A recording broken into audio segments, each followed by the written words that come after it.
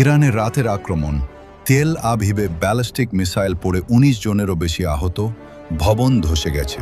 কিন্তু Israel America joint স্ট্রাইকে তেহরানে ধোঁয়া উঠছে, ৫৫০ জনের মৃত্যু। এ যুদ্ধ কতদিন চলবে? তেহরানের আকাশে কালো ধোঁয়া, আমেরিকা ইসরায়েলের কাউন্টার অ্যাটাকের ফল। কিন্তু ইরানও থেমে নেই, কারণ ইরান যে পরিমাণ অ্যাটাক করেছে ইসরায়েলের উপর, তা দেখে তাদের সবকিছুই অবিশ্বাস্য মনে হচ্ছে। তেল আভিভে জ্বলছে প্রতিশোধের আগুন। এই আগুন পুরো মুসলিম জাতির অন্তরে এখনও জ্বলছে, কারণ তারা এমন একজনকে হত্যা করেছে, খামিনির মতো নেতা তারা আর ২০০ বছরেও পাবে কিনা তাদেরও জানা নেই।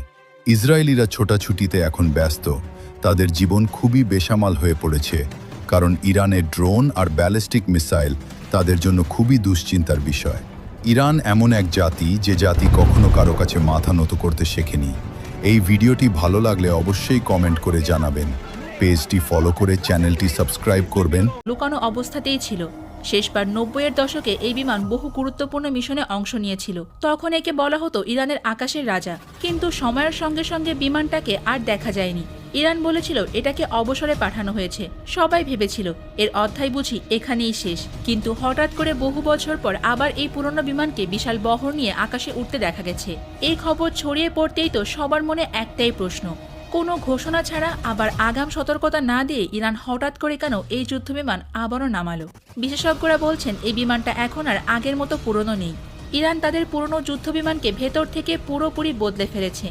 বাইরে থেকে দেখতে হয়তো সেই পুরনো জেটের মতোই লাগছে, কিন্তু ভেতরে বসানো হয়েছে আধুনিক রাডার, নতুন ইঞ্জিন আর উন্নত টার্গেট সিস্টেম।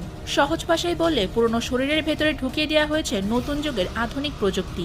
ইরান প্রকাশ্যে ঘোষণা দিয়েছে তাদের আকাশ সীমা এখন পুরোপুরি নিরাপদ। কেউ যদি এই সীমা লঙ্ঘন করে তাহলে তাকে কঠিন জবাব দেওয়া হবে। এই বিমানে বসানো হয়েছে রাডার জ্যামার সিস্টেম, যার কাজ শত্রু স্যাটেলাইট বা ড্রোনের সিগন্যালকে অচল করে দেওয়া। একই সঙ্গে আছে C3 টার্গেট লকিং সিস্টেম, যার মাধ্যমে একসাথে ৯টি টার্গেট চিহ্নিত করে আক্রমণ চালানো সম্ভব।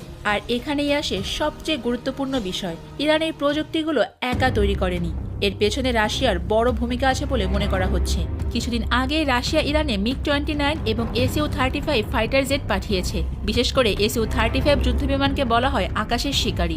Su-35 যুদ্ধবিমানের সর্বোচ্চ গতি ঘন্টায় প্রায় ২৪০০ কিলোমিটার, অর্থাৎ শব্দের গতি দ্বিগুণেরও বেশি। এতে রয়েছে থ্রাস্ট ভেক্টরিং ইঞ্জিন, যার কারণে এটি আকাশে অসম্ভব রকম কৌশলে দিক পরিবর্তন করতে পারে।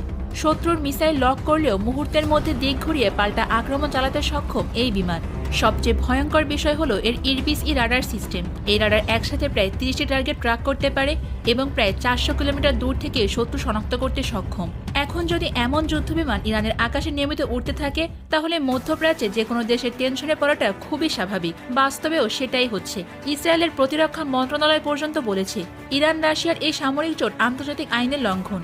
অনেক বিশেষজ্ঞরা মনে করছেন ইরান তাদের পুরনো যুদ্ধবিমানগুলো রাশিয়ার প্রযুক্তি ব্যবহার করে আপগ্রেড করছে, কারণ এই ইরানি বিমানের ইঞ্জিন আর রাশিয়ার MiG-29 বিমানের ইঞ্জিনের মধ্যে আশ্চর্য রকমভাবে মিল পাওয়া যাচ্ছে। তাই এখন প্রশ্ন উঠেছে, ইরান কি বড় কোনো কিছুর প্রস্তুতি নিচ্ছে? যখন ইরান এই পুরনো যুদ্ধবিমান দিয়ে মহড়া শুরু করেছে, তখন সেটা কোনো সাধারণ প্রদর্শনী ছিল না। এটা ছিল এক ধরনের স্পষ্ট বার্তা, আমরাও প্রস্তুত। ইসরায়েল খুব ভালো করেই বুঝেছে ইরান কেন এই বিমানগুলোকে আবার সামনে এনেছে এবং কাদের উদ্দেশ্যে এই বার্তা দেওয়া হয়েছে। ঠিক এই সময় রাশিয়ার পক্ষ থেকে MiG-29 ও Su-35 যুদ্ধবিমান ইরানে পাঠানো হয়েছে। এই পুরো ঘটনা প্রবাহ দেখার পর ইসরায়েল একের পর এক সংবাদ সম্মেলন করেছে এবং বিষয়টিকে আন্তর্জাতিক আইনে লঙ্ঘন বলেও দাবি করেছে। অনেকে মনে করছেন এখানে বড় একটা কৌশলগত চাল দিয়েছেন রাশিয়ার প্রেসিডেন্ট পুতিন, কারণ ইসরায়েলের হাতে থাকা ফাইটার জেটগুলোর মোকাবেলার জন্যই রাশিয়ার এই যুদ্ধবিমানগুলোই ইরানকে সাহায্য করবে। তাই সবচেয়ে বড় প্রশ্ন এখন একটাই, ইরান আর কি গোপনে রেডি করছে? তাদের হাতে কি আরও এমন যুদ্ধবিমান আছে যেগুলো এখনো প্রকাশ্যে আসেনি? এই যুদ্ধবিমানের মহড়া দেখলেই বোঝা যায় ইরান। মাত্র এক রাতেই পাল্টে গেল মধ্যপ্রাচ্যের সমীকরণ। আবারও ইসরায়েলের আকাশ কাঁপিয়ে ধেয়ে এলো ইরানের শক্তিশালী মিসাইল। তবে এবারে আর কোনো সাধারণ মিসাইল হামলা চালায়নি ইরান। এমন এক মিসাইল পাঠিয়েছে যা একসাথে লন্ডভন্ড করে দিয়েছে ইসরায়েলের 11টি গুরুত্বপূর্ণ পয়েন্ট। তেল আবিব থেকে শুরু করে সামরিক ঘাঁটি, কোথাও মিলল না রেহাই। আয়রন ডোমকে ফাঁকি দিয়ে একটি মাত্র মিসাইল ব্যবহার করে এই বিশাল ধ্বংসযজ্ঞ চালিয়ে বিশ্বকে চমকে দিল ইরান। শুক্রবার রাতে অপারেশন ট্রু প্রমিস 4 এর 84তম ধাপ হামলা চালিয়েছে ইরান।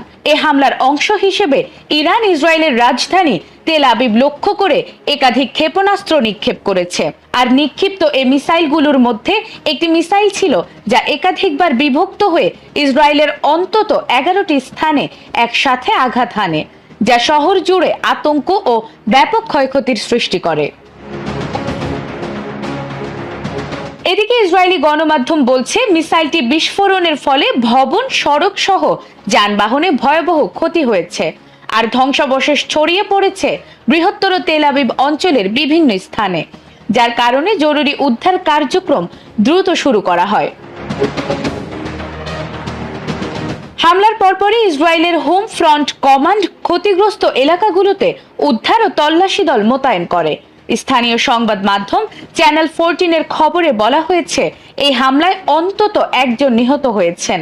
এই হামলার আগে অবশ্য ইসরায়েল জুড়ে সতর্কতামূলক সাইরেন বেজে উঠেছিল, বিশেষ করে নেগেভ মরুভূমি, বিয়ারশেবা, আরাদ এবং আশকেলন অঞ্চলে বাসিন্দাদের নিরাপদ আশ্রয়ে যাওয়ার নির্দেশ দেওয়া হয়েছিল।